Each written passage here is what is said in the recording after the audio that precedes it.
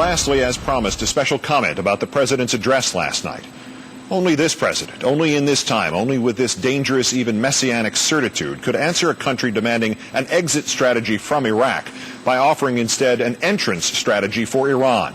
Only this president could look out over a vista of 3,008 dead and 22,834 wounded in Iraq and finally say, where mistakes have been made, the responsibility rests with me, only to follow that by proposing to repeat the identical mistake in Iran.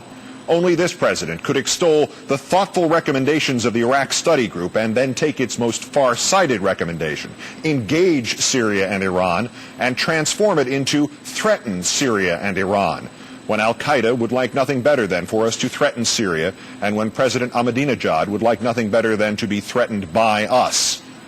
This is diplomacy by skimming. It is internationalism by drawing pictures of Superman in the margins of the textbooks. It is a presidency of cliff notes.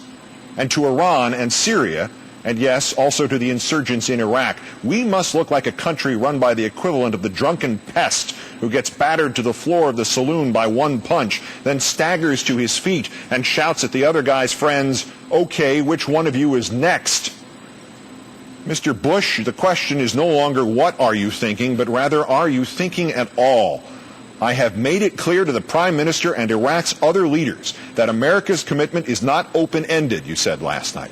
And yet, without any authorization from the public who spoke so loudly and clearly to you in November's elections, without any consultation with a Congress in which key members of your own party like Senator Brownback and Senator Coleman and Senator Hagel are fleeing for higher ground, without any awareness that you are doing exactly the opposite of what Baker Hamilton urged you to do, you seem to be ready to make an open-ended commitment on America's behalf to do whatever you want in Iran.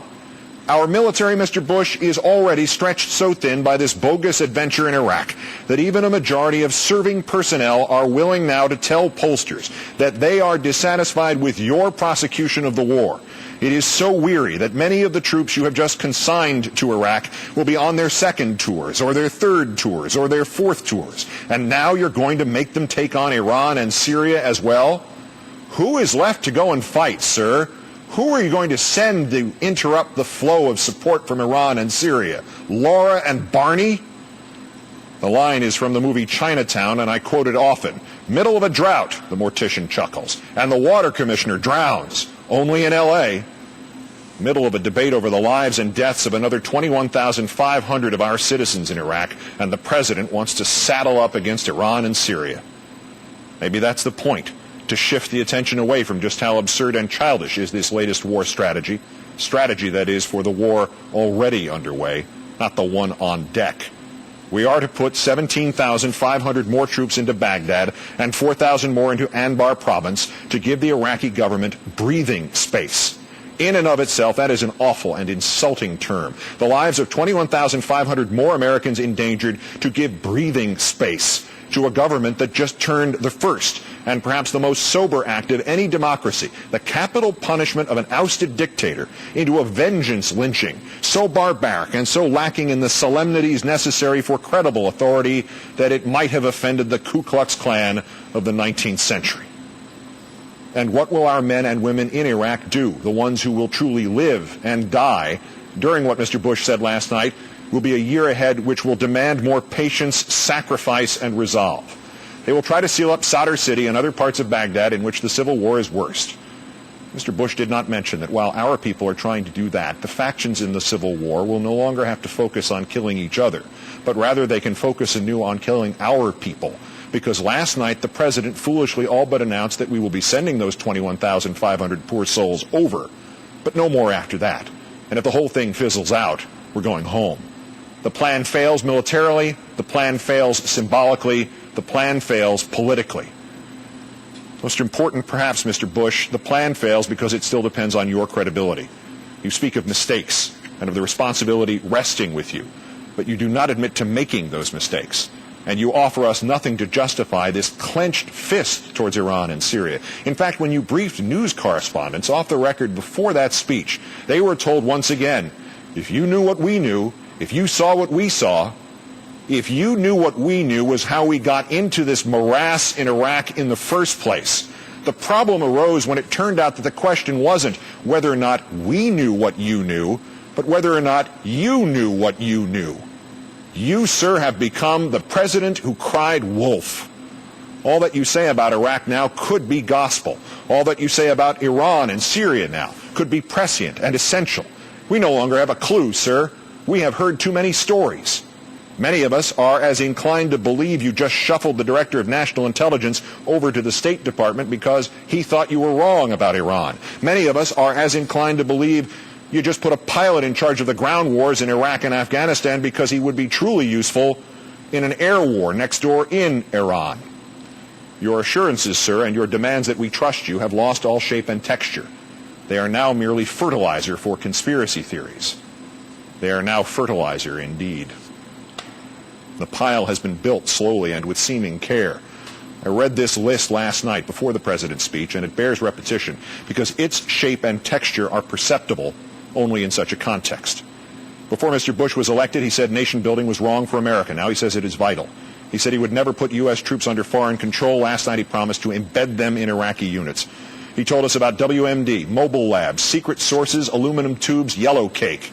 He has told us the war is necessary because Saddam was a material threat, because of 9/11, because of Osama bin Laden, Al-Qaeda, terrorism in general, to liberate Iraq, to spread freedom, to spread democracy, to prevent terrorism by gas price increases, because this was a guy who tried to kill his dad, because 439 words into that speech last night, he trotted out 9/11 again. In advocating and prosecuting this war, he passed on a chance to get Abu Musab al-Zarqawi, to get Muqtada al-Sadr, to get bin Laden. He sent in fewer troops than the generals told him to. He ordered the Iraqi army disbanded and the Iraqi government de-Baathified. He shortchanged Iraqi training. He neglected to plan for widespread looting. He did not anticipate sectarian violence. He sent in troops without life-saving equipment. He gave jobs to foreign contractors and not to Iraqis. He staffed U.S. positions there based on partisanship, not professionalism. He and his government told us America had prevailed, mission accomplished. The resistance was in its last throes. He has insisted more troops were not necessary. He has now insisted more troops are necessary. He has insisted it's up to the generals, and then removed some of the generals who said more troops would not be necessary. He has trumpeted the turning points, the fall of Baghdad, the death of Uday and Qusay, the capture of Saddam, a provisional government, a charter, a constitution, the trial of Saddam, elections, purple fingers, another government, the death of Saddam. He has assured us we would be greeted as liberators with flowers. As they stood up, we would stand down. We would stay the course. We were never about stay the course. We would never have to go door to door in Baghdad, and last night, that to gain Iraqis' trust, we would go door to door in Baghdad.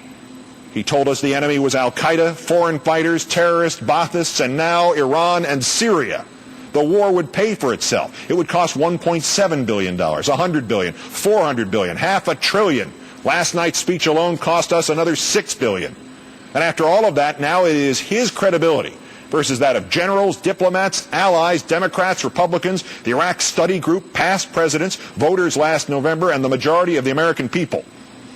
Oh, and there's one more to add to the list tonight. Oceania has always been at war with East Asia. Mr. Bush, this is madness.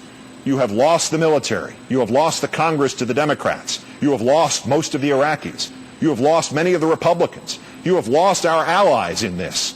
You are losing the credibility not just of your presidency, sir, but more importantly, of your office itself. And most imperatively, you are guaranteeing that more American troops will be losing their lives and more families their loved ones. You are guaranteeing that.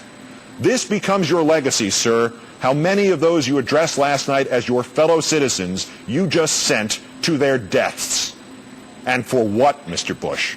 So that the next president has to pull the survivors out of Iraq instead of you? Good night and good luck.